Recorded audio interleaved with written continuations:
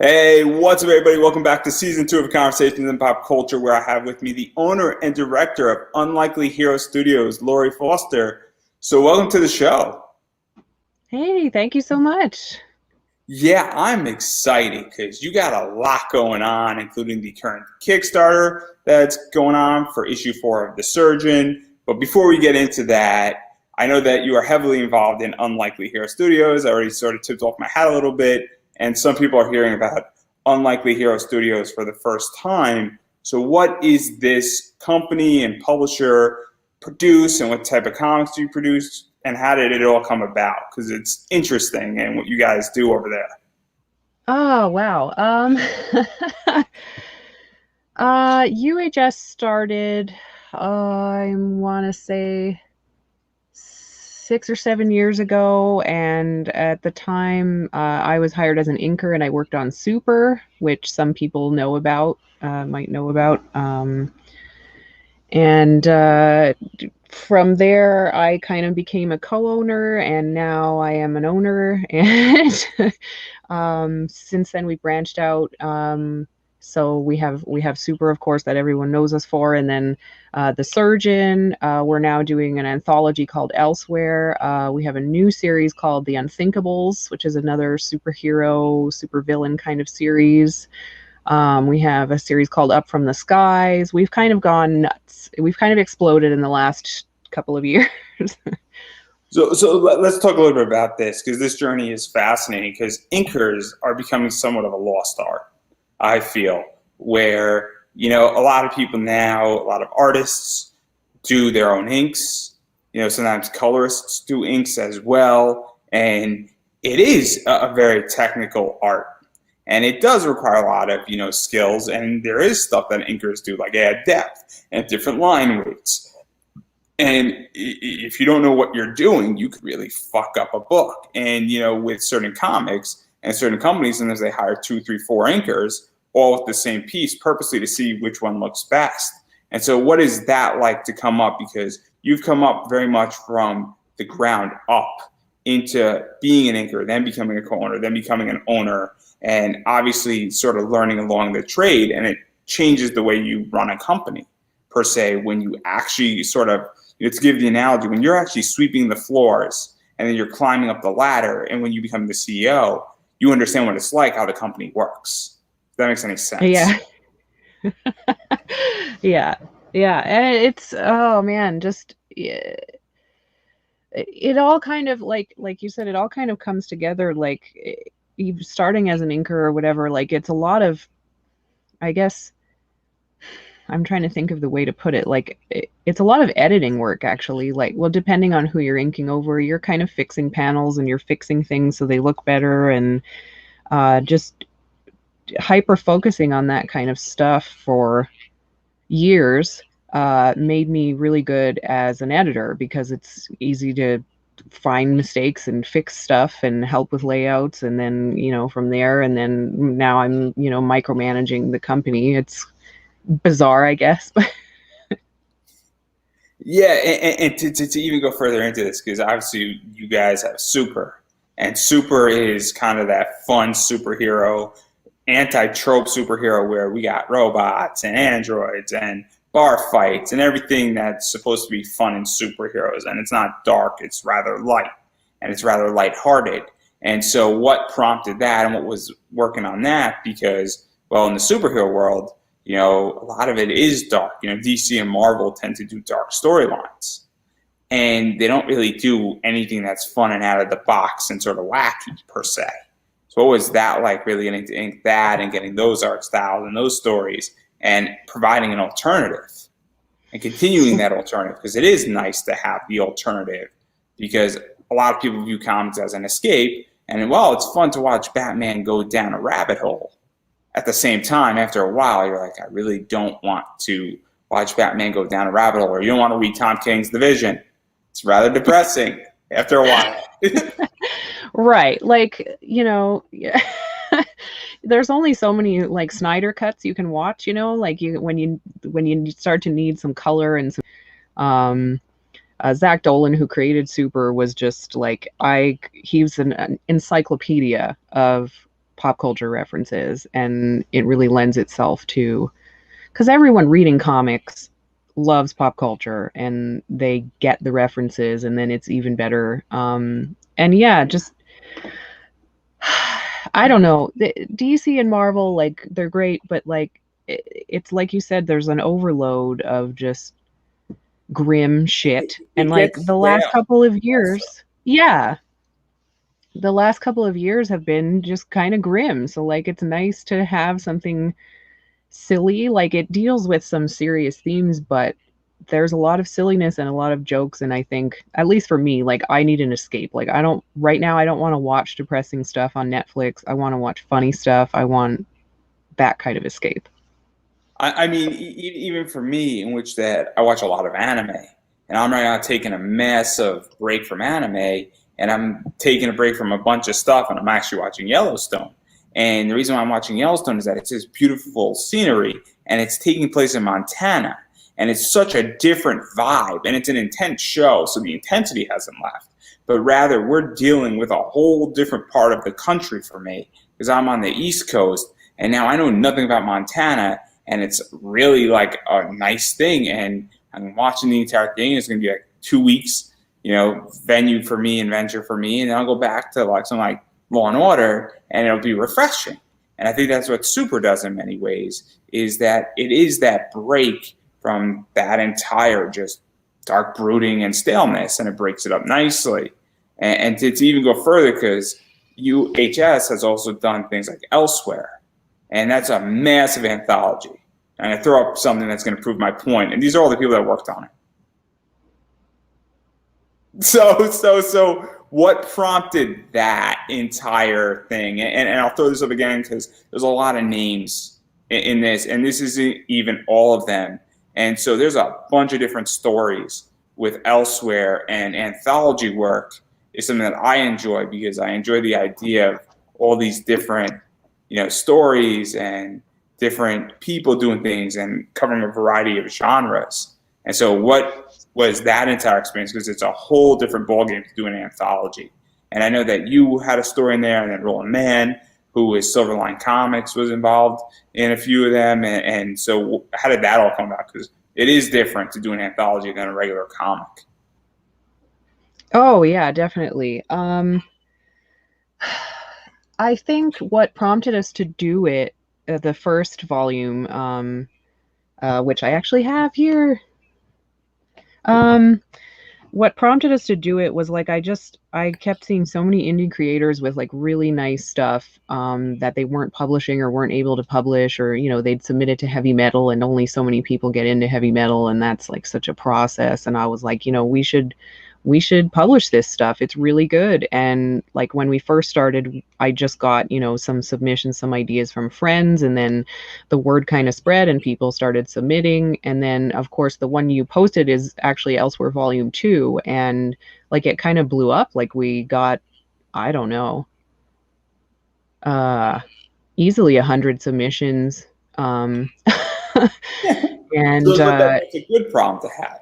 no, it's great. Yeah, no, I'm very happy about it. And like it's really nice because we have this mix of seasoned creators who are published and killing it, like Matt Frank, and then we have there's a couple of people on Elsewhere too who have never had anything published. This is their first published piece, and like it's absolutely fantastic, and now they get to have it published and we get to show people, and it's really cool. Yeah, to even talk about that, because one of the things that I have an issue with the comic world in particular, and I'm not a comic creator, I'm not a comic artist, I'm not a comic writer at the moment. At some point I will. Tend to be more on the other side of it, where I tend to be a seller, I tend to be a speculator, I tend to be a comic book investor. I get things graded and signed, and I move things. And so I'm on the other side of it. But what my gripe is that there's a lot of people that it's really hard to break in. And it's hard to break in on the indie scene. Kickstarter operations and logistics can be a pain in the ass because there's 3 stages of a Kickstarter. There's the copyright of a Kickstarter, and then actually building out your rewards and writing it. That includes making your video, and it's basically funnelytics. For those who understand ClickFunnels or anything like that, that's what Kickstarter is. and then there's many exits on your Kickstarter, and then backer kit is your upsell. And if you didn't know that till today, that's news to everybody. It's a gigantic funnel. Then there's the actual product you're selling, and then there's the shipping and getting it to the backer. And so it's very difficult to just run a Kickstarter, not to mention that not everybody has 24 pages or 40 pages, but some people have 8 pages. And then also getting mainstream, also it can be very difficult.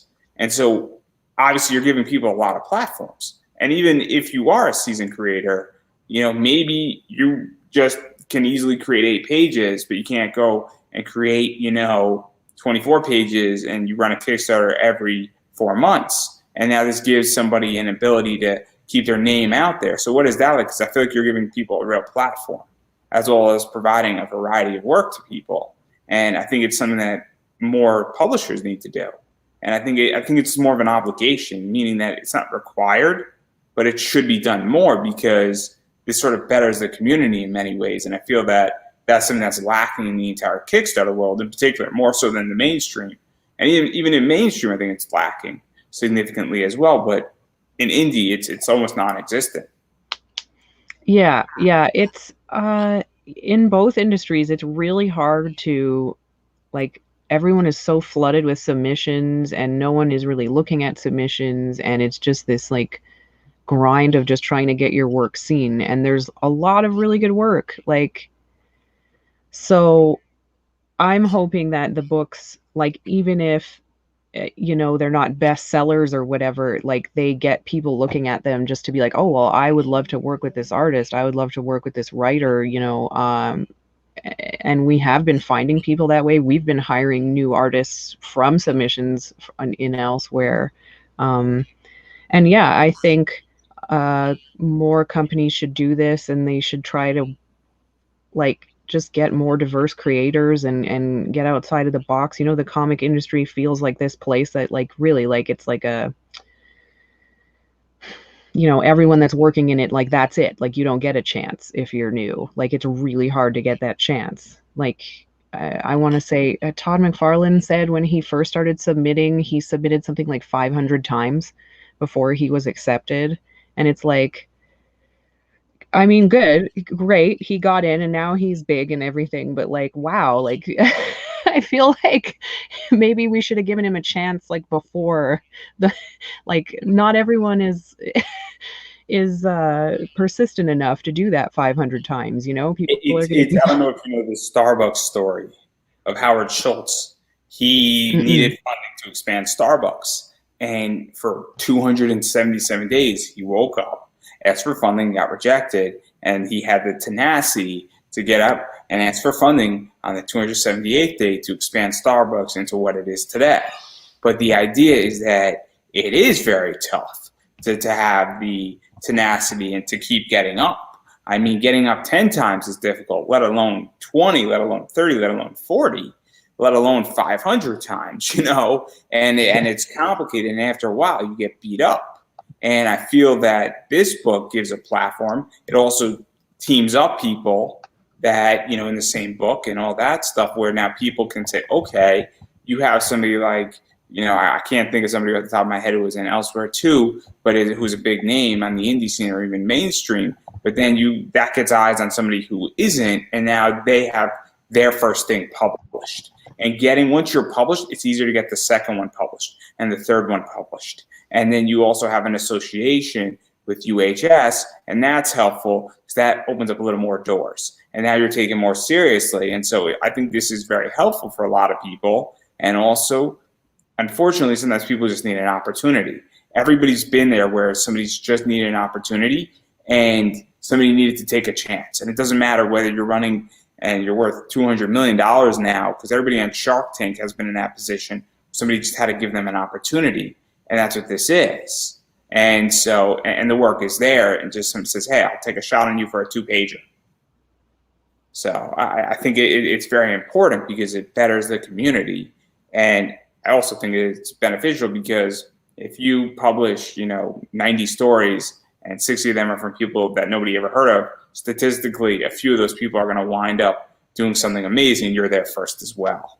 That's my entire business strategy. with these interviews is that I'm looking for a lot of breakout people, and statistically 95% of the people I interview, not to say they're not talented, but with the wrestlers in particular, a few of those people are going to go to AEW or WWE, but I was there before. And so that's how I view this in many ways. To put it bluntly, I don't know if that's the strategy, but that's how I view it. No, it is though. And I think, like you said, like more even small creators should be doing it. Like we need to try to like not be competitive. We need to cross promote and we need to help each other. Like honestly, it's only beneficial to everyone to do stuff like anthologies or on Kickstarters. Like I try to cross promote as many Kickstarters as I can that interest me and that would interest people that they're just not seeing because social media sucks. Like I can't believe, you post about your Kickstarter twice and like I have, I don't know, 2,000 friends on Facebook, and after 2 posts, like there's 10 people seeing my shit. And it's like, yeah. So hopefully she's back in a second. Okay.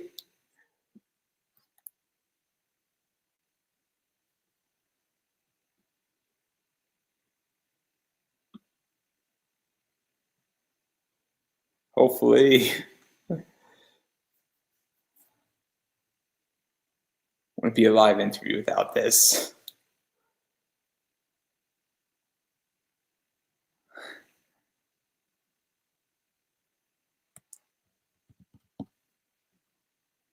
It would not be a live interview without it freezing up.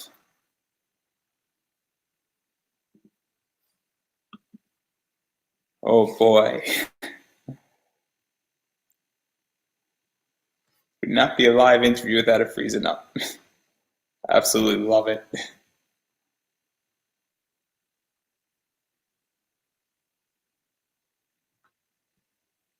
Okay. I love live interviews. This is fun. Technical difficulties. See, it wouldn't be a live interview without them.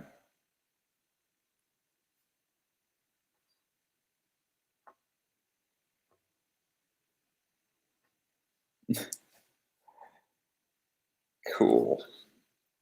This is fun.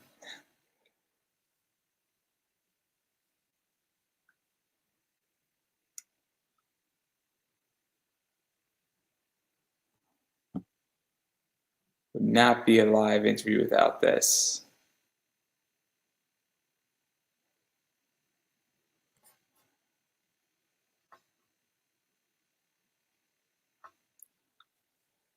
Cool.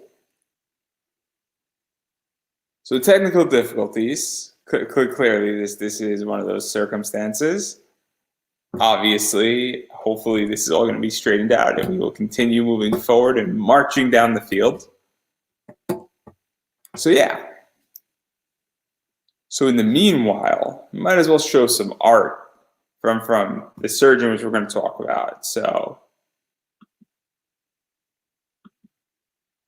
this is kind of issue number 1 and dealing with it.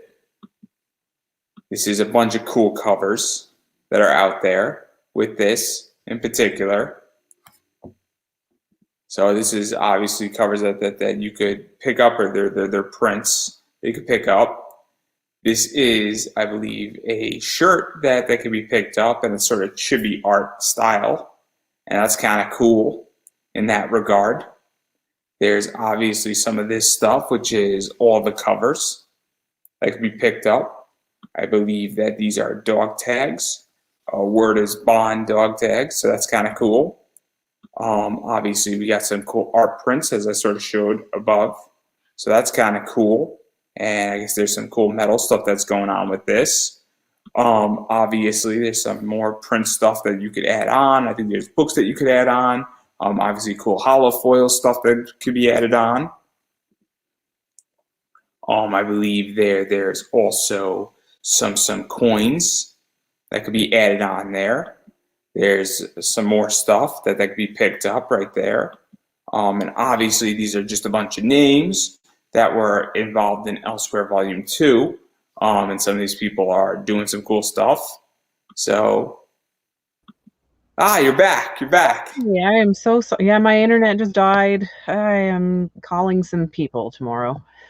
I'm so sorry. I was just showing art of the surgeon prematurely, Okay. maybe.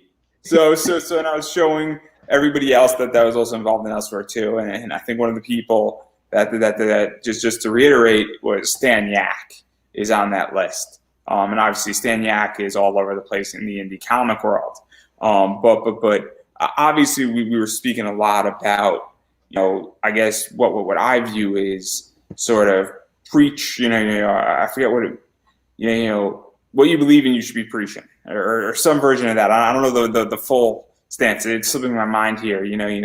Practice what you preach is what I think. It really sums up the anthology, and even just the idea of social media is very difficult right now with this. I mean, I could tell you for a fact that when I was doing these lives last March and April, much easier. Nobody was doing it on Facebook. Nobody was doing it on YouTube. Nobody was doing it on Twitch. And now everybody in every business, and every business's business, has a podcast, has a Facebook Live, and it is massively competitive. And there's more foot traffic on Facebook and YouTube and Twitch that it is super hard to compete. And so I think that very much anthologies help to do that, because when you have 30, 40 people involved and they all have their own social circles, even if they all tweet it out, it's now reaching 40. It's 40 tweets, not one. And it's also reaching all their circles, and then their circles overlap and people re-see it. So, yeah, so social media has been very, very difficult, I think, for everybody in general, because obviously COVID and all that stuff kept everybody home, and Twitter is the place you go. Facebook's the place you go. Mm-hmm. Yeah. And so I just think it's super interesting, the fact that you're doing this and that you're actually giving people an opportunity and giving a platform for people, and that you have the problem of having too many things being submitted to you, and even putting it together, because that's a whole project to put an anthology together and make it work. Oh yeah, it's it's been kind of a learning experience to put a kind of guides to, because like for me, I've been working in the industry for a while, so like I know like stuff like file size and stuff like basic comic stuff. But I realized quickly on the first volume of the anthology that like new people like are making really cool shit, but like they have no idea what they're doing in terms of setting a book up for publishing. So we've had to kind of over time like figure out how to help people submit properly, because they don't really tell you this shit everywhere. Like it's not obvious. And getting people to kind of read the guidelines and submit, and then helping them if they didn't follow them and so on. Whereas a bigger publisher would probably just be like, well, it's not the right format, garbage. Like we're trying to have more patience with that, because like I realize people like have no idea. There's a lack of education in comics, and it's complicated. This is why, with the project I want to do, it's like I'm debating even if I want to do it on Kickstarter, because it's a whole thing of putting something together, and it can be beyond frustrating. There's a lot of benefits to crowdfunding, and there's a lot of not benefits, because there's headaches. If you don't own your stuff at DC for the most part, you don't own your stuff at Marvel, and you might own your stuff at Image, but then you're in debt to the company. And it's a very complicated world to be in, and you're sort of caught in the middle at UHS to some degree, because you're creating stuff and UHS owns it, and I think your creators own some stuff with it possibly, and I don't know the full inner workings, and if I'm speaking out of turn, please correct me, but the idea is that you're a publisher also, but you're crowdfunding too.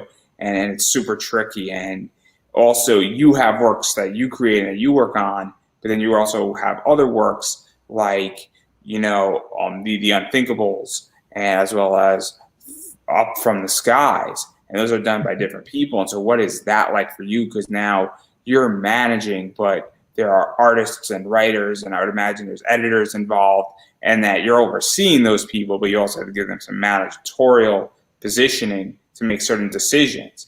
Especially if somebody's writing the comic, you can't tell somebody how to write the comic per se.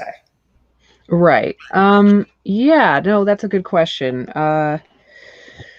So what is that like for you? Because it must be weird having worked on comics, but also making sure that it's up to the standard for you to publish it as a company, and making sure that it also fits your demographic, and that, or if you're building a new demographic, you understand that demographic so that you can write the copy correctly and you can market it correctly. And if somebody calls up, or a comic shop calls you up and says, "Hey, what is this about? Who is this for?" Because Right. that information has to be known, and also making sure that it's going to sell at the same time, because running comics is a business.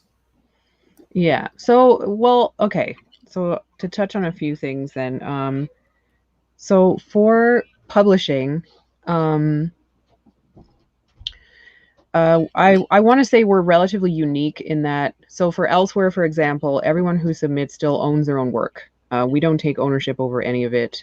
For some of our properties, like the Unthinkables, they're not initially ours, and the contract that we make, and like I'm not going to go into depth on it, but like it's a much better deal for the creator. Like we're not trying to steal any rights away.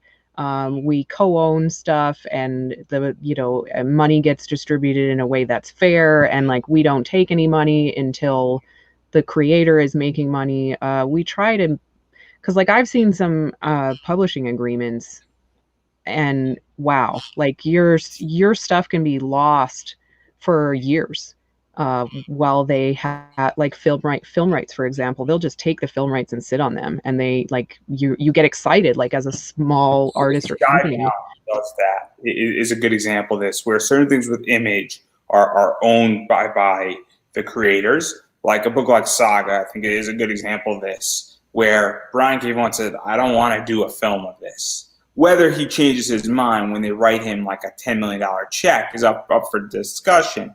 But the idea is that he's like, "I don't want a television show. I don't want a movie of this." And they own that. Fiona Staples and BK Vaughan own that.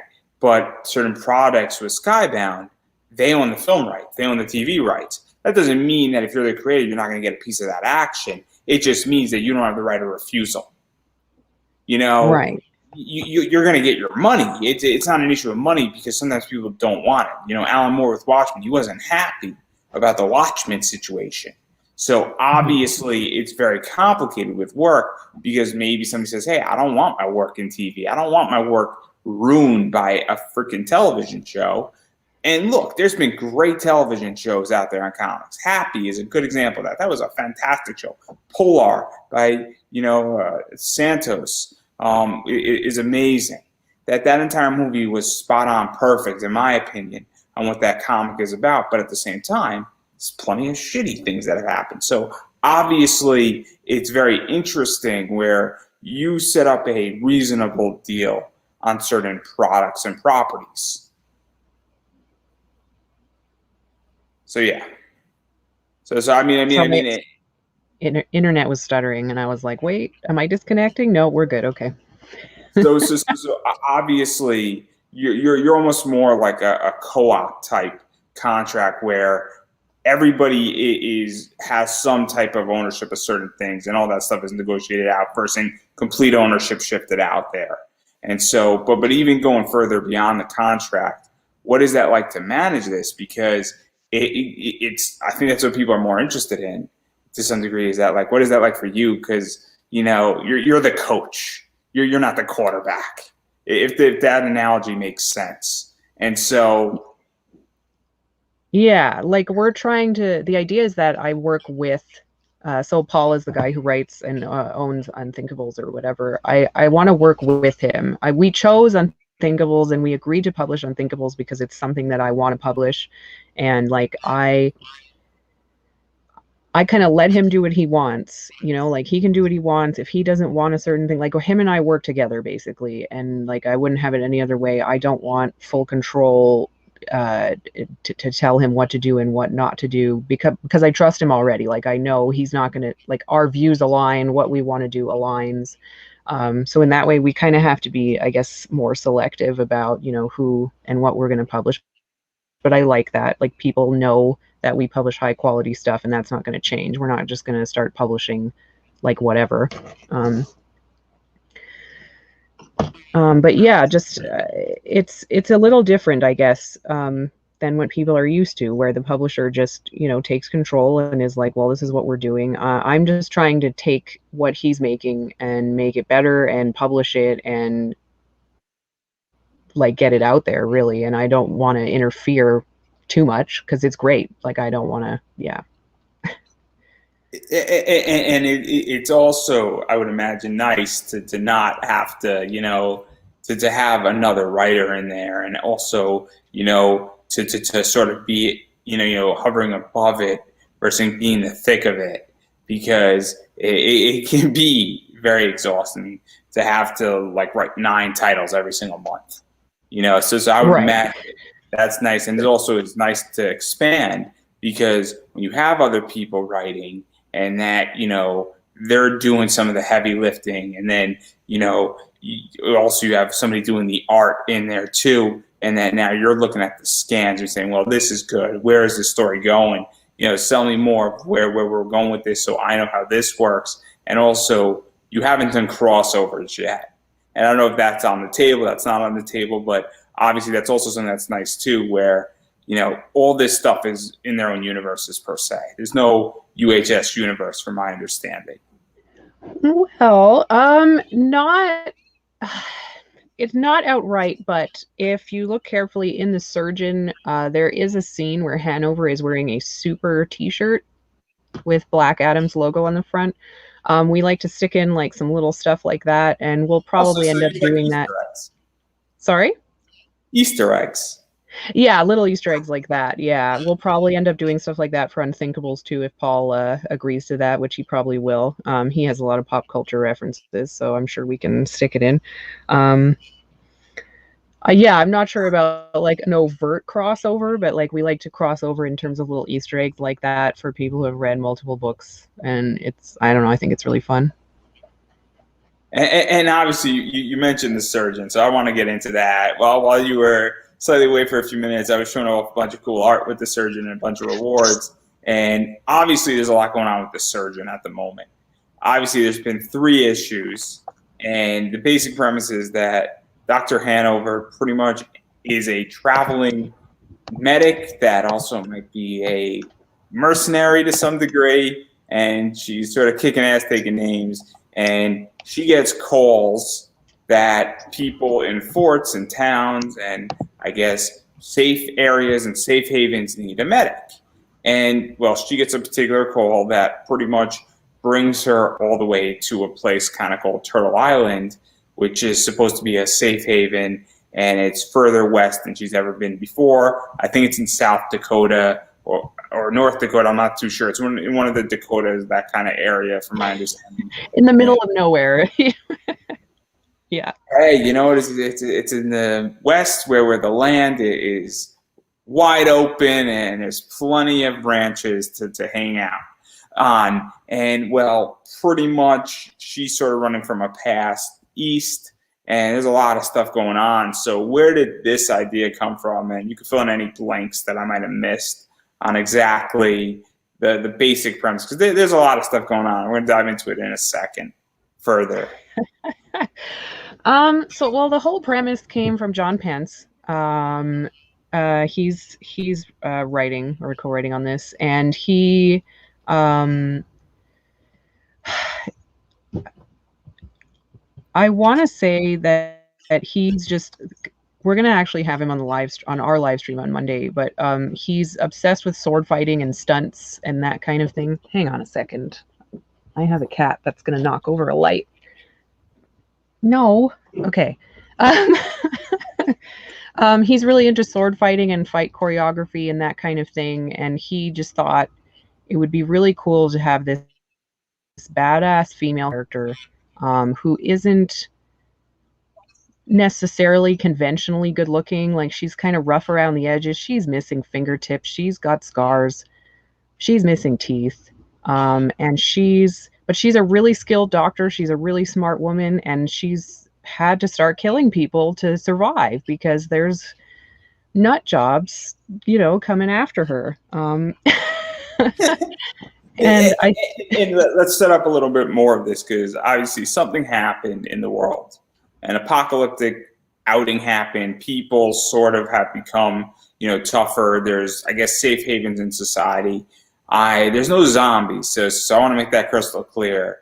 But it's almost like, I don't know if you've ever read the book 1 Second Later, where pretty much two nuke weapons go off and they wipe out all communications. And they basically short out the entire grid. And well, you have a circumstance where now there's no communication. The legitly towns are trying to figure out how to survive, and they'll have to figure out what to do and how to sort of deal with things. And a bunch of people who have skills become very, very relevant. Bartering is very much out there. And we kind of have that world. And I guess she's looking for sort of an area, and she's a skilled doctor. And well, just being a doctor, because if you're traveling, you got to protect yourself. And so we get this really cool scenario where, and we get also very much irony, we get a killing doctor. A doctor saving lives, but also killing people at the exact same time to sort of save her life and protect herself. And so it's super interesting, this entire dynamic.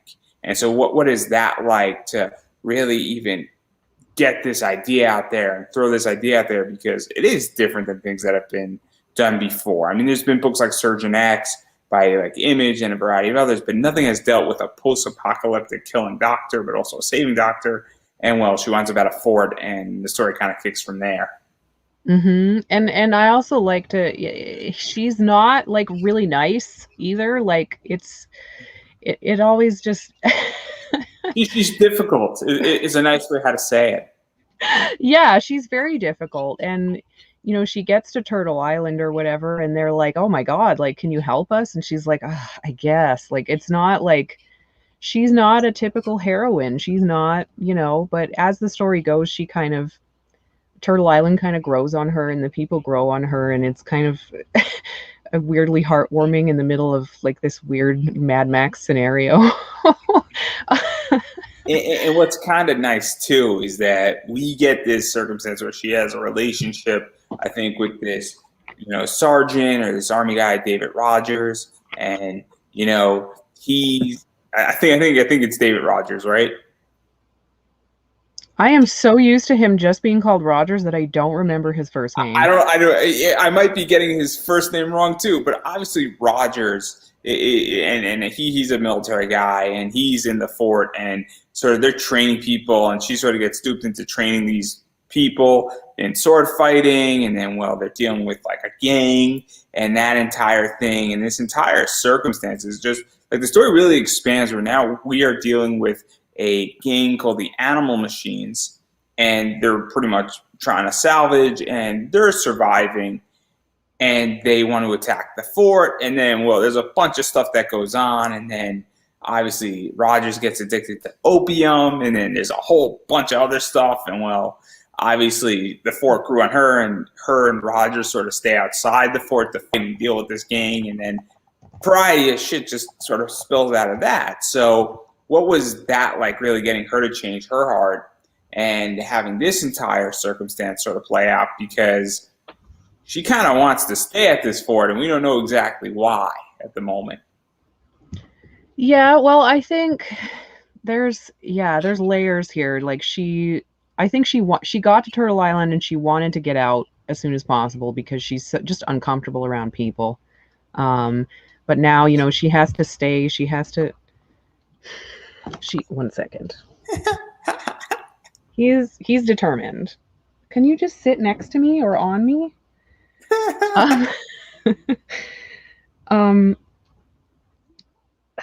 There you go. Okay. I'm so sorry. It's okay. I used to have a cat, and she was a killer, and she would kill like a rabbit, and then she'd want to bring the rabbit into the house and present it. It's a gift for you. and then this is so off topic, and it's so much better to the conversation. She then would want to bring it in. Then we would get her away from it, bring her in, and then she would just cuddle up like on my mom's lap, and it's the most ridiculous thing. It's like, oh, it's just a normal day, and so I completely understand why your cat wants to be around you because it wants to be social, but it views you as a source of warmth, and it doesn't really care about anything else, and it's just happy to be around. Yeah, and I have lights on me and he will knock them over. Like he knows. He knows what to do to get attention. So we're gonna, yes, you're so bad. Okay. But yeah, she's kind of dealing with conflicting emotions right now because she wants to help them, and like she came to this Turtle Island place, and they're all surviving, but also they're completely clueless because they've been in this place and farming, and like they've never encountered the hot animal machines. They've never encountered anything really. They've just been good. And she's like, you have catfish and you have like, wow, okay, I'm gonna stay, I'm gonna help you for a bit. And then of course, now they've showed up. They have no idea what to do, so she's trying to train them as quickly as possible and help them. And And that raises then, a really cool question because it raises this question of like innocence to some degree with these people. It also raises this idea of being sheltered and unaware of their surroundings, where miraculously this group, and we don't know the full extent of how this group came about, but they've been so isolated and protected from the screwed up world for years probably because they've been self-sufficient, and that's probably a good thing in this case for them. But then they're being attacked because, well, they have resources and they're ignorant on it, and it's a real interesting scenario to throw out there in an apocalypse, and it's a really interesting topic to explore. Is that if you're in an apocalypse and then you meet a group that's completely encountered, what do you do with them, and how do they survive when they're being attacked? Because at some point, their defenses are going to fall. No defense is impervious to breaking down, and it's such an interesting topic to explore. yeah, thank you. And it's like very timely right now with COVID, I find. We've seen kind of a really interesting, varied reaction that human beings have had to this. Like I'm still kind of surprised, like I like zombie movies and I've watched them, and apocalypse movies, and people always make these like just the weirdest, dumbest decisions, but then it's happening, like this pandemic's happening, and I'm like, wow, no, these decisions are realistic. Like people do some dumb shit when there's a pandemic. People are not logical. No. It's very clear. People are very much self-inflicting pain. It is very difficult, and we all do it. And it's amazing when people make excellent decisions. And the problem is that all the excellent decisions are scrutinized, and all the dumb decisions are positively viewed. And then fast forward 40 years, all the people who made all the decisions that they were scrutinized for are the ones who are doing okay in life and retire with dignity. The people who made horrific decisions that were positively encouraged are broke. That's called what happens. And to even bring it further into this, we get that position, and this concept is just great. And then we also get that outside force that is also good, that wants to help these people sort of get out of the cave a little bit. And I'm not going to go, Socrates and Plato on everybody, but it's very much that idea where these people are very much needing to be brought out into the real world and figure out how to deal with everything. And so it's super interesting what's going on. And obviously it's even more interesting that a doctor is bringing them out, because a doctor has, an oath for their patient's safety and to treat people. And I don't know how far that oath goes in an apocalypse, but treating people to some degree, because what got them into this decision is being ignorant and being uninformed. And that needs to be treated by, Dr. Hanover in many ways. And she's not just treating somebody as a surgeon anymore or for medical problems, but the issue of ignorance in many ways. And so that's how I kind of view this comic a little bit, is that it's a dose of reality. Yeah, and she just encompasses that reality. She's so jaded and like surly, uh, and I love it. She's just she's so tired of this shit. She's like, I just want to help you people, you know? And she's also a little bit fucked up too, in which that her, and I'm not too sure who came up with the solution, but obviously these people have opium. And for those who don't know, opium is a painkiller. And a lot of things are derivative from opium. And so they come up with the solution to deal with this gang by poisoning the opium, which is a pretty dark position. If we're really going to look at it, putting poison in opium and the fact that you're in an apocalypse, that opium is legitimately a tradable commodity. And I don't know what type of opium that they have per se, but obviously, regardless of whatever it is, it's pretty bad. But then we get the situation where Rogers sort of, and I might be ruining something, so everybody, if you don't want it to be ruined, I'm sorry, but he's developed somewhat of an opium issue because he got wounded, and well, now he's poisoned. They're delivering it to this gang per se as almost a peace type thing, and then the warrior becomes the patient. The physician is now the killer and is the warrior. We get a complete role reversal, and they're in the middle of nowhere, and they probably still have to deal with some gangs and a bunch of other stuff that's out there in the real world to protect this entire safe haven fort that's self-sustaining, that could probably give these people a decent life with minimal threats if it's handled the correct way.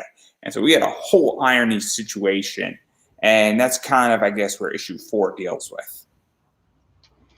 Yeah, I'm really excited for people to read issue 4. I think it's going to go places that people are not expecting at all. When I read the script, I just immediately messaged John and I was like, dude, no. Seriously? And so what is that like? Because this is interesting, because you're now in a situation, and I think you do some inks on it and some other stuff on this book as well. But like, you're like, oh man, we're taking a hard left, like, because it's like, oh, what is going to happen here? Where I didn't see that. We're going dark, or we're going deep, or we're legitimately going the straight and narrow. Now we're making a hard left, and people are going to fall off the cliff real quick. Yeah. And when we first started The Surgeon, John had the script written for most of it, actually. And I was like, just on the first issue, I was sold. But as I read, I was like, whoa, like this is not what I like. The story itself is not what you would expect, but it definitely takes a bunch of left turns. It's really cool. You're an anime fan, right? Have you seen Ruby? Sorry, you cut out. What was that? Have I seen what? Have you seen Ruby? RWBY. No, I haven't seen it yet. I've heard it's good though. So I'm going to give the analogy that people are going to get, and whether you've seen it or not, I think people who are listening to this and see this, the first 2 volumes of Ruby, and even all the way up to pretty much the ending of volume 3, we're lighthearted, we're dealing with a problem, it's not over the top. And the volume 3, legitimately the last episode, everything changes. It's like when the Fire Nation attacked, everything changed. Okay, in which that it went from being a very lighthearted scenario, and I'm not saying this book is lighthearted, but this book, for the most part, is going one direction, and then I feel like in issue 4, and correct me if I'm wrong, we turn it and we're like, okay, well, now this book has gone to another level, and now it's taken a darker, more sinister, more adult turn, where this book has now been elevated up from something, and we're ascending the hill, essentially, because that's where it goes. And I have a feeling like what is that like when you do that? Because it does change it. And obviously this is, I think, a 5-issue series. So what is that like to raise the temperature in a book? Because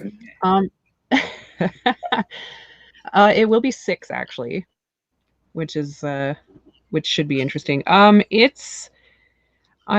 interested in seeing the reaction when we get the book out. I'm interested in seeing if people are mad at us about it, because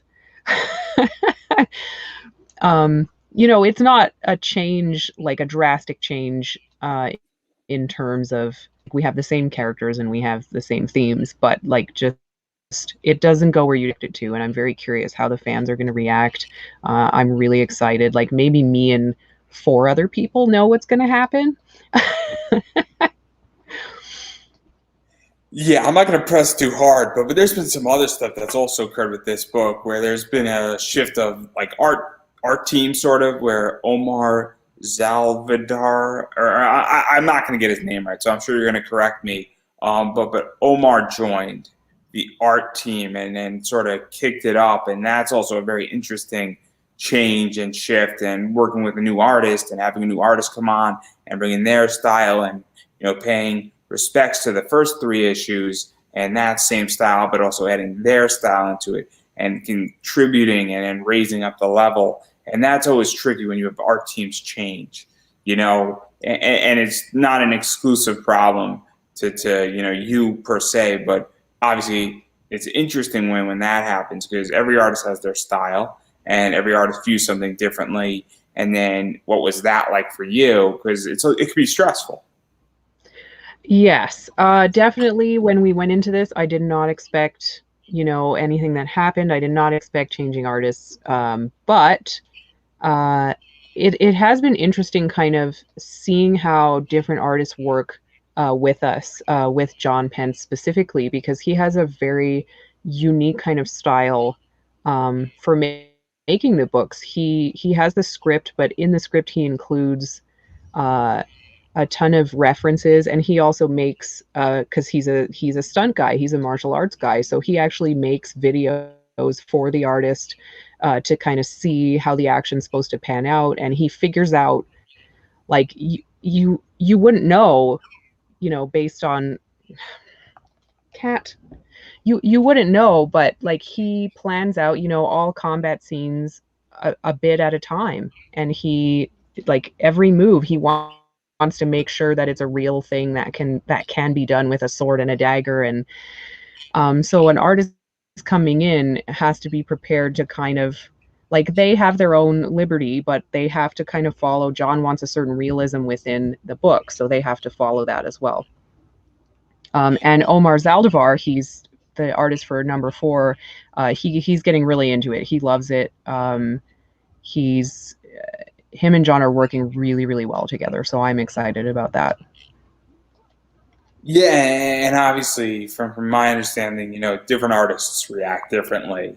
Me and my interview before this were talking about that, and some writers love giving their artists a lot of freedom, and they appreciate interpretations on things, but then other writers tend to be more dictatorial on what they would like, and they expect certain things to be done in certain positions, and so it's very interesting because, and I think both styles work depending on who you are, depending on the artist, because some artists like, you're having boundaries in place and others don't.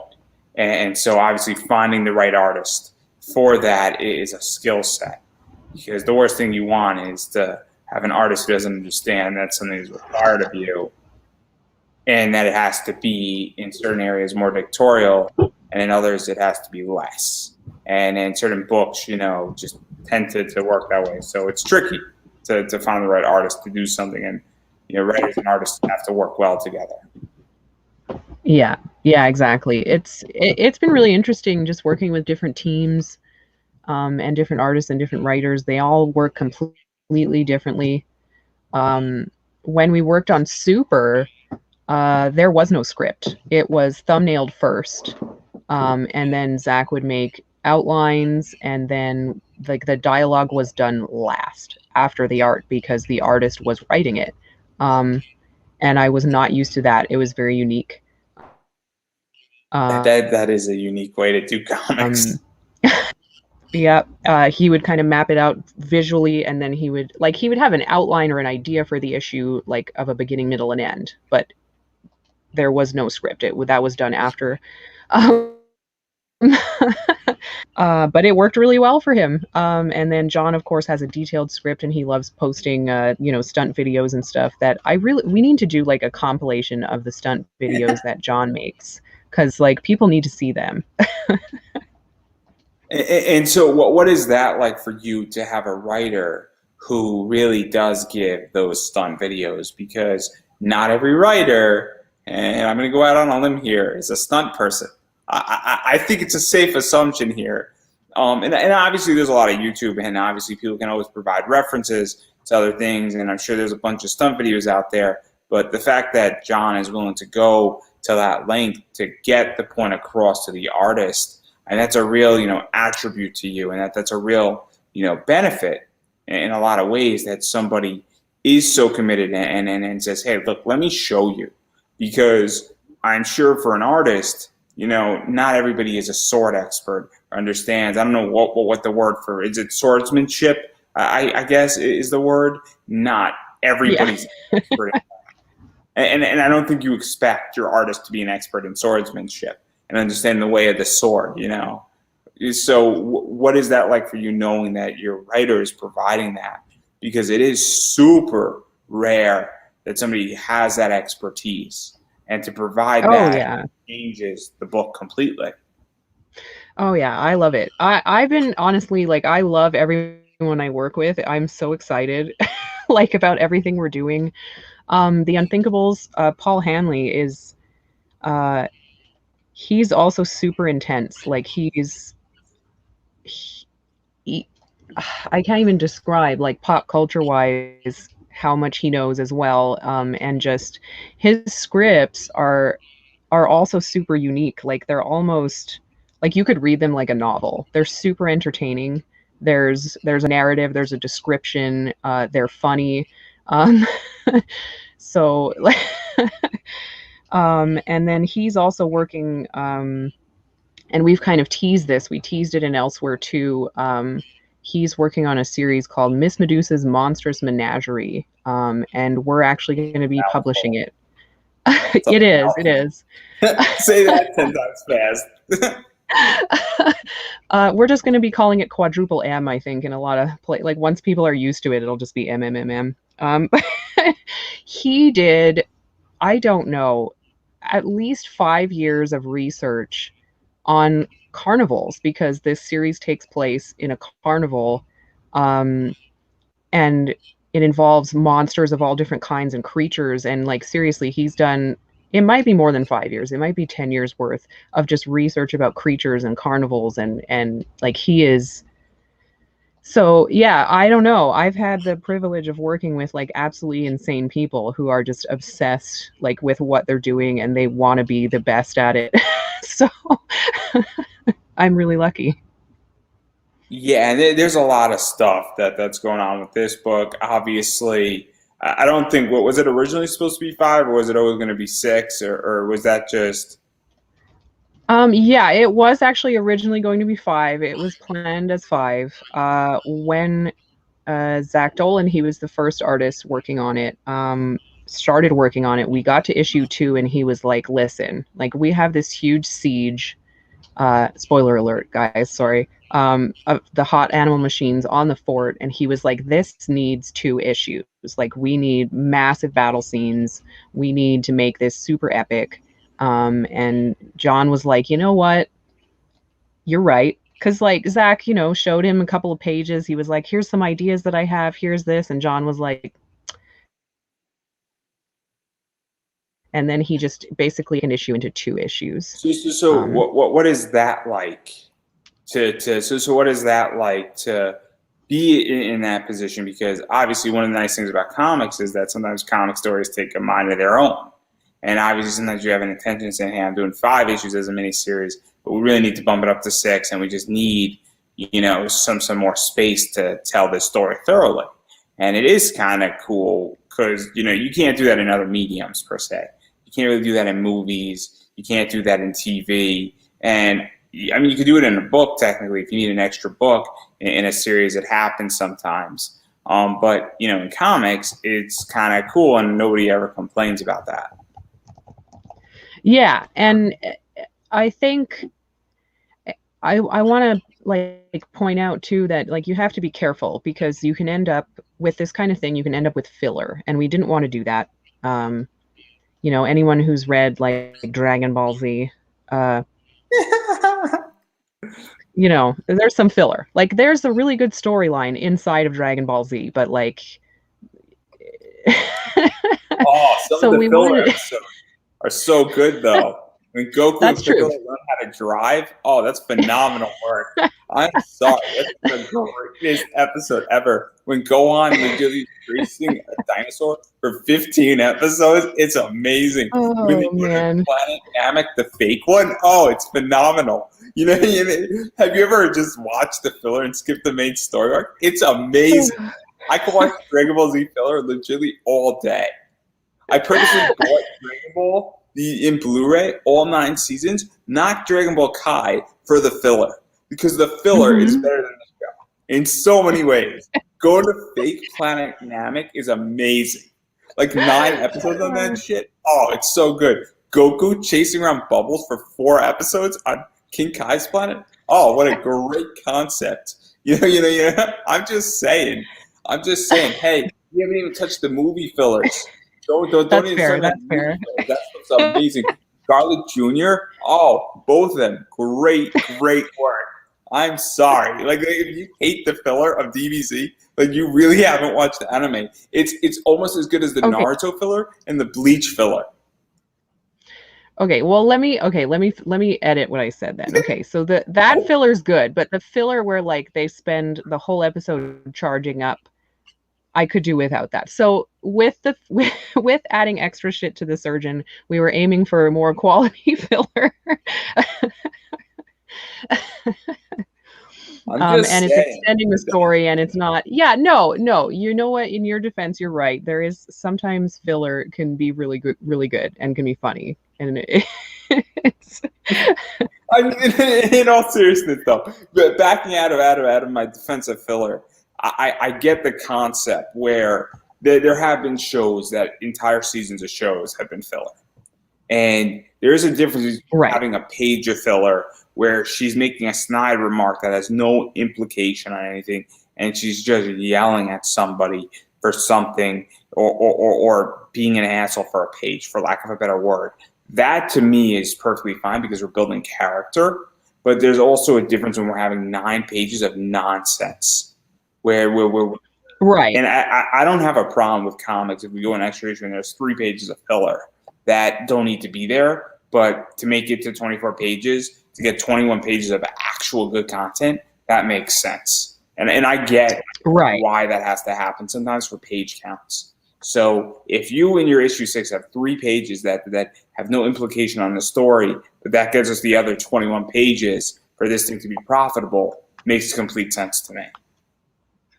Right. Basically, anything that we added was really cool combat, and then we added a little more depth to the hot animal machines and what was happening in that fight.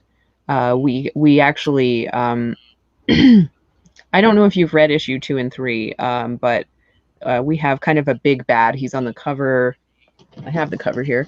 This guy, he's like a big dude with a giant sword. Um, he was not, there you go, he was not originally planned, and Zach kind of fleshed him out and he was like, no, we want this big ridiculous dude, like basically like a buff meth head who has a giant sword for no practical reason, and kind of expand the combat and expand that whole siege.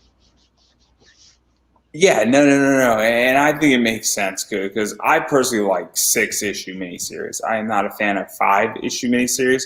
I actually think it doesn't make sense. I think 6 is actually a perfect arc ender. I think when people do 5 issues, I don't think it's actually enough for me to bite my teeth into. And so I actually like 6 because with 6, the middle is 3 and 4, and storytelling, it's 6 parts. Yeah. So issue 1 and 2, in issue 1 we typically get introduced to the characters. Issue 2 we start getting into the conflict. Issue 3 conflict continues. Issue 4 conflict continues. Issue 5 conflict is continuing and sort of either heating up and ending or downtrodden, and then issue 6 is either complete into the conflict and then unwinding and setting up for the next arc. And I don't know if there is going to be a next arc with this because I mean you have the world, in this entire, universe in many ways that Dr. Hanover's in. And obviously, I'm not too sure where it's going, but no matter which way it goes, whether it goes in favor of the fort burns down, the animals win, and other force comes in. Obviously, there's a bunch more stories that can be told out of this. And it doesn't matter which way we go, or you could just stay in the same world and go to North Dakota instead.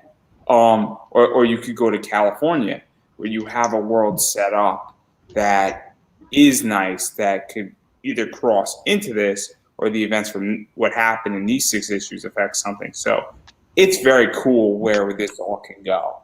And so I don't want to press too much further, but obviously I think that there is a lot more stuff that can be done in this world. Yeah. John also has actually written, but we haven't published it anywhere, I want to say 8 or 10 page script for what happened to Hanover to make her lose her finger. So we have some kind of prequel stuff too that we can work with that I think would be really cool. And so obviously there's a lot of cool stuff. And then I do want to dive into the rewards of this, because there's a bunch of rewards. And obviously there is the digital copy of issue 4 out there. There's also the physical copy. There's also all 4 issues digitally, which are here for those that are interested. And obviously my friend Corey Hardiman just backed. So that's cool. So that's awesome, because of seeing all this. So thank you, Corey. Oh, thank you so much. And then obviously there's a bunch of other rewards as well, where I think this is some art print stuff. Yep. And so obviously some dog tags, which are cool. And then there's like stuff you could add on and then pick up some stuff. And then obviously there's some hollow foil cover stuff. So I actually like hollow foils. I think they're cool. So that's kind of cool. So how do your hollow foils work? Because everybody does them differently. This is actually the first time I'm offering hollow foils. We did some metal covers in the past, but I really like hollow foils, so I wanted to try it. I got some samples from Artist Express, actually. Do you want to pass me the hollow foil sample so I can show it? I have a person over here. I'll get the sample so people can see how shiny it is. It's just like a super shiny metallic kind of cover, and they're different than metals. So I'm not so much a metal fan. I think metals are fun. I have some metal comics from some companies. Metals are cool, but I prefer hollow foils in many ways. Yeah, that's it. I like the metal. As we've done this, I've discovered that I like metal prints, but metal covers, like I don't know. I don't like it as much. It's not as metal covers are also really hard to sign. Metal covers are a pain, in which that it's difficult to sign a metal cover.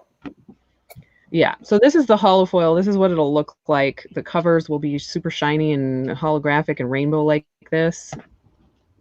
Because everybody does hollows differently. I mean, Mount Olympus does their hollows a certain way. Zenescope does their hollows a certain way. And people also have hollows that just highlight certain elements of the book. People have, hollows that have more of a tint to them. And it's super interesting, because your hollow is something different that I haven't seen, where it's almost like the entire book is shiny in that realm. And the whole thing is, it's super cool. So this is why I bring this up. And then even going further, because you mentioned some metal prints, and that's kind of a new thing, where I don't have any metal prints. I don't even know what a metal print looks like, to be honest. I'm very confused on metal prints collectively. You don't need to show if it's not readily available. I'm totally cool with that. I don't think it is. No. What prompted that? Because there's metal covers, there's metal cards, and then metal prints are something that now a lot of people are getting into. And it is a change from my understanding. And I don't remember metal prints like 2 years ago. And I'm sure they were around, but they weren't as big as they are now. And that's a whole interesting concept. Yeah. We started with some metal cards, and then I talked to our metal printer, and I kind of looked at all the other stuff he was offering, and I was like, "Can you send me a sample of a print? Like, I've never seen a metal print." Um, and it's absolutely fantastic. Like, I mean, it's basically just a piece of metal with your stuff printed on it, so it kind of looks hollow foil. It looks shiny, or of course, you can get just a matte one, but I like the shiny ones because I'm a goblin, I guess. Um, but I like it because you can get a really nice art print and then it's durable. Like it lasts forever. The coating doesn't wear off. It doesn't crumple. It's easy to mail out, and it looks super cool. Yeah, and I think that stuff's just interesting, and obviously these are just some of the things that can be done with that. Obviously it's super cool, and it's not even that expensive, all things considering. And so I don't, and are there, and I'm confused. Are there tiers that have the metal, or are they just add-ons? Because there's a bunch of stuff that goes both ways in this campaign. Yeah, the metal prints I have just as an add-on currently, rather than a tier, just because I had so much cool stuff on tiers, but I also didn't want to make too many complicated tiers. I thought maybe just offering them after the fact, people could go in and be like, oh, well, I want this extra stuff too. And then But I also might something change that else. in the future. Sorry, go ahead. Oh yeah, no. What were you saying? I cut you I off was just saying, rudely. I was just saying we might change that in the future and put it on a tier again, depending on the demand. And then also another thing that is on a tier is the coin. And Yeah. this is interesting because I'm not exactly sure the whole extent of the coin, but obviously it is of Rogers. It has word as bond. Obviously, it's cool. It's very much Western. It's supposed to be, I guess, sort of like a dollar piece type thing. And so, what prompted this? Because coins are fascinating. Yeah, I'm trying to remember where the idea came from. So we work with Geekify on many of our campaigns. John Taylor, who owns Geekify, is a good friend of mine. He's really awesome. Um, and sometimes I just message him and I'm like, "What do you think would be cool? Like, what do you want to make?" And he was like, "Well, what about a coin? Like we do these minted coins or whatever. Like, what do you think of it?" And he sent me some samples and I was like, wow, this is super cool. I think it's a great idea. So we have a Hanover coin and then we'll be doing a new Rogers coin. And then on each campaign we're going to add another character. And then so by the end when we release the trade, we'll have a full set of coins and I'm thinking maybe a holder for them or something, like something really cool like that. And so I just think it's cool because I also think it creates more of an experience in many Yeah. ways. It also creates a display piece, creates a talking point piece. I have some cool concepts, and there's a concept called getting coined. And it's when you're presented like almost like a challenge type coin type thing. And so that's cool. I'm not too sure if I showed this already, but obviously the dog tags, and then as well as also the shirt, which is cool. And so this is interesting where we get that chibi type style, but also we get Hanover and her horse, and this is cool in many ways, and this is fun. So where did this shirt idea come from? Because it's nice to actually see a horse and get its proper attention. Yeah. The design was something that Zach Dolan did a long time ago. And recently we've been working with T Public and decided to start offering shirts. And I was like, we need to get his stuff on this shirt because it's really cute. I think it looks perfect on a shirt. And like Hanover and Old Paint are like that's the surgeon, like that's the whole deal. So I'm actually really excited to get one. So because this So, is the so, so first it's time all we're it's doing all shirts. because you wanted it. It has nothing to do with that, right? Well, I assume generally if I want it, then someone else has got to be excited about it, right? Everybody who I speak to with certain goals always says, "Hey, I want this thing, and my backers probably also want it too, but I want it because like there's a bunch of cool stuff like coasters, for instance. I love coasters or like poker chips or like a particular print or bookmarks that are cool or things like that. Like a lot of people want cool stuff who are building their Kickstarters, And typically, if something looks cool, people want it, and that's how I view it. And then obviously there's some other cool stuff in association with this that go beyond. There's original surgeon pages, and I'm not too sure if they're gone yet, because original art does sell out quickly, both on the indie level and on the mainstream level. So I know that people can pick up, some original artwork if it's still available. Also, yeah, we still have some. We do. And so obviously indie work is cool, and it's really not that expensive, all things considering, and if you actually like this, it's pretty cool to hang up original comic art. Also, you could appear in Surgeon and be put into the book, and that's something that a lot of Kickstarters do. And so if you're really into comics and into indie comics and you want your likeness to appear or appear as a character, or I'm assuming that and I know people do this, that they actually give gifts of people appearing in comics. So they'll back it, but they know that they're going to give it to somebody, that tier.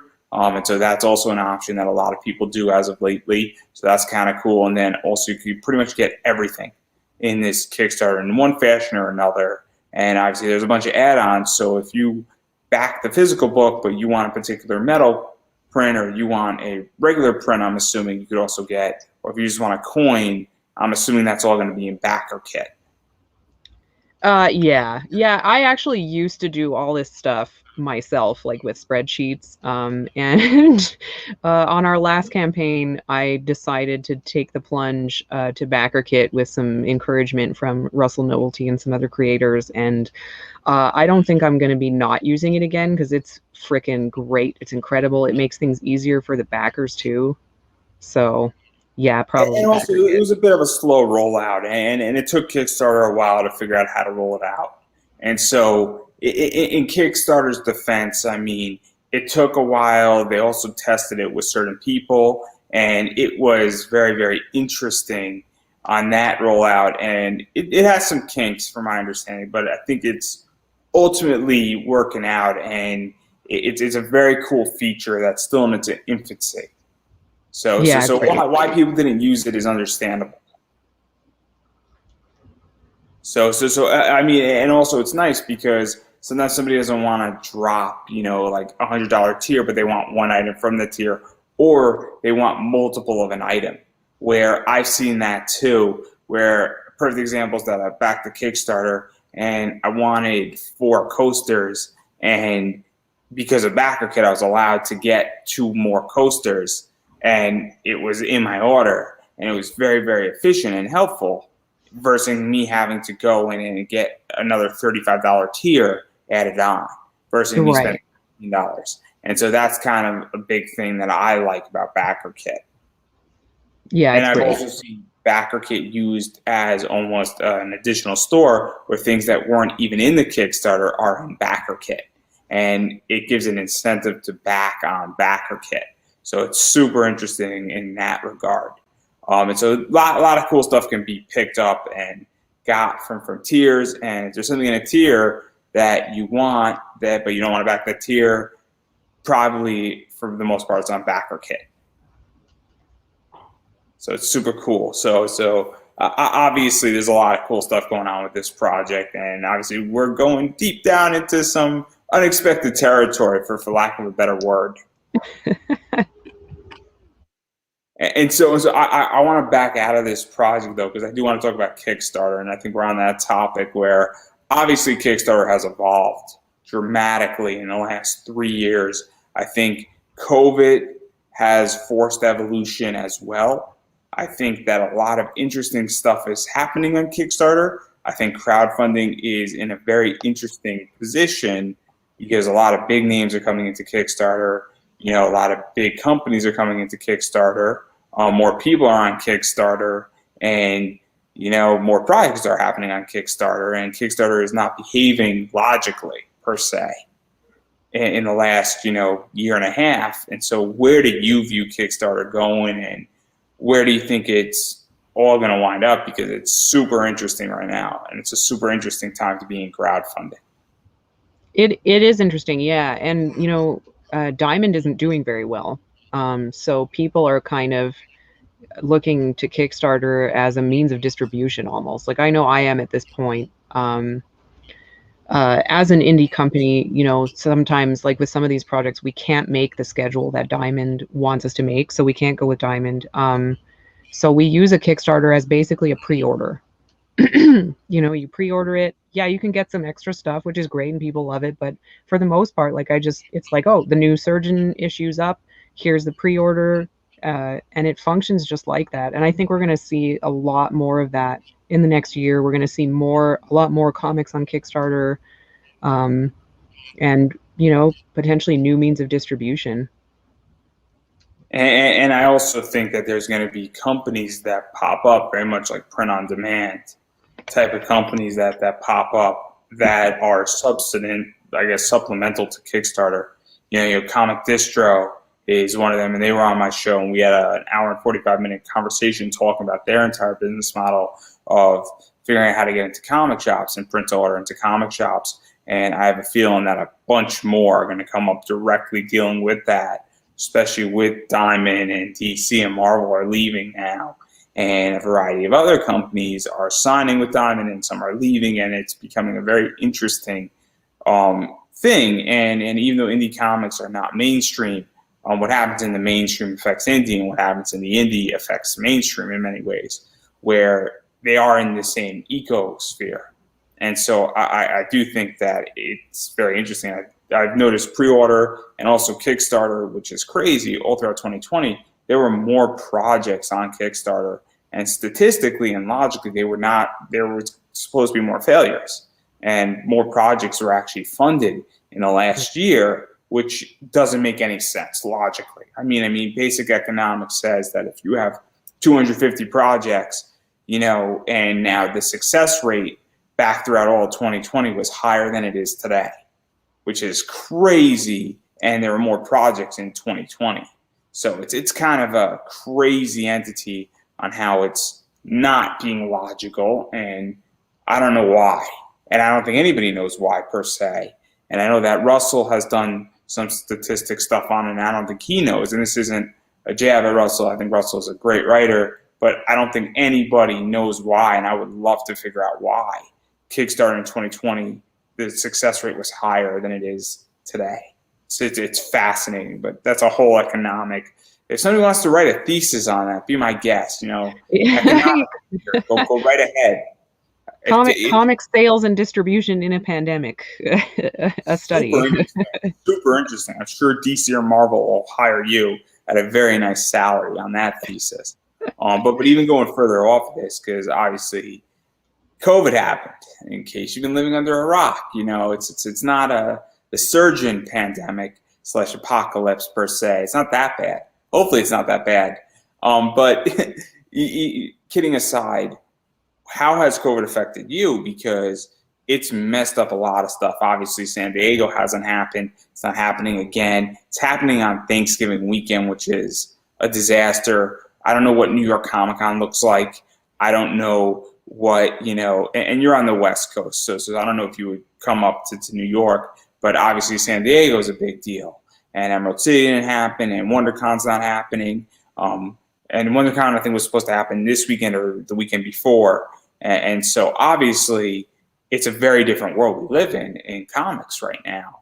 And so how have you been affected in launching, you know, your Kickstarters, marketing your product, being at cons to sell and be seen and catch people who never heard of you? And even where do you foresee it going? Because it is going to be a different world when things return. Yeah, absolutely. Well, when everything started, we kind of held back because it didn't feel right releasing anything. When everything started, everyone was struggling and not being able to work, and we waited and we waited, and we were like, this isn't going away. And we have, but I'm hiring artists, I'm hiring writers, and like they're out of work too. They need money. I need to try to get them some money. So we just hit a point and we launched, I think the Surgeon 3 was the first thing we launched post-COVID, and it did really well. And we were like, oh, okay, I guess we'll do some more books, because, everyone's stuck at home, and now they're like, oh, well, I guess I'll find some comics to read and play some video games. So video games and comics have really, they really blew up. So we, for the most part, have done better. Obviously, not having cons is weird, but I think having all these shows and um, online cons that are cropping up is actually great because the cost of travel and the cost of cons and the cost of hotels is ludicrous. Yeah. Like it's really great to get your stuff out there, but it's also really expensive. One of the things I was speaking with Tom Hutchinson from Big Dog Inc. and what he was saying is that he's becoming a lot more selective because it's time, expenses, travel, hotels, food, all this stuff, creating products for a con. I don't know if you do variants or you go deep or you create exclusive things for the cons you go to, but that's a whole different ball game. And now, he's being more selective and actually choosing the con depending on the audience, and obviously there's a lot of data where there's this. I was speaking with the guy before, and we were speaking about a specific con like MechaCon, which is a convention that only deals with mecha, so anime mecha, so it's specifically narrowed. And so obviously I think that in many ways is also the future for a lot of comic creators, is saying, okay, what con am I going to? Because if there's a con that caters to Doctor Who, you might not want to go to that con per se, but if there's a con that caters really towards indie or has a big indie presence, you might want to be there because there's fans that are there. And I think that's going to be a major shift, is that I think as far as maybe not for fans per se, but more for creators, is that they're going to be choosing, cons on the audience that they attract. Yeah, exactly. And certain cons, it's not even audience related. The cons are just focused differently. So in my experience, like Denver Comic Con, for example, is really good, and indie creators do really well. But we did a couple of Wizard Worlds, and Wizard World is extremely expensive to attend, but it's really focused on celebrities and stuff, and it does not, for indie creators, like we didn't make enough money like to offset the ridiculous cost of Wizard World. So There's a whole issue right now that's going on, and one of the first people that was speaking about this is Dave Dorman. And what he was saying, and he wrote a piece, and he got a lot of flack for it. I mean, we're talking like 8 years ago. And I think he was completely correct, where he was saying that like a cosplayer, gets more attention than him as an artist, and then he has a hard time breaking even. And even if he does break even, that's all he's breaking even on. And sometimes he loses money. And so he stopped going to conventions because of that. And he's doing a lot of cool comic work and stuff, but he just stopped going, and he got a lot of flack for it. But when we go to a con, I mean, I used to go to Awesome Con, and they have a whole celebrity aisle, and it's kind of crazy where it's weird. And like I was looking for indie stuff, and there was very few indie stuff. I mean, Artist Alley was cool. There was a lot of cool people. I got a commission by certain people that I like, and they do well, and it was awesome. But one of the things that there was like no indie presence. And so it is very weird. But then I go to a small convention, a lot of indie people are there, and some of the older people in the comic industry, and you legitimately can have like a 10, 20-minute conversation. So I think it's going to be a very, very interesting world. And I hope that smaller cons pop up more than the bigger ones, because I think that there's just more interaction, because the smaller cons are more comic focused. And I find like the mega cons, and I'm not trying to bash them, but WizardCon, Awesome Con, New York Comic Con, San Diego in many ways, are very celebrity oriented. They're not comic oriented. yeah. And so I really hope for smaller cons to pop up, because I tend to think they attract better people and more interesting people. And I like smaller environments in many ways. No offense to anybody else, but I don't want to be around 20,000 people ever again in my life. It's so cramped. It's crazy. We did San Diego one year, and I cosplayed as well to try to get people to the table or whatever. But it's not like, it's just mayhem. Like my husband describes it as like kind of walls of BO that travel through the convention. Showering is your friend at New York Comic Con. I did New York Comic Con one year. I was not happy about it. It was very, very, very cramped. It's very, very aggressive. And, and then I did Anime NYC, which is in the Jab Center as well. Still very cramped. It was a little bit less cramped, but, and at least with AwesomeCon has a lot more space, but it is cramped, and I'm on crutches, and people don't pay attention.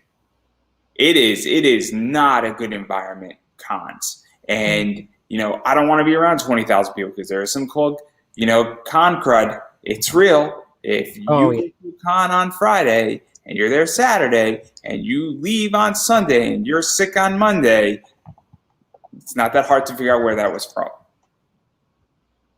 So that's all I'm saying. Yeah. I don't want to be around 20,000, 40,000 people ever again in my life. I don't want to even go to a football game with those around me.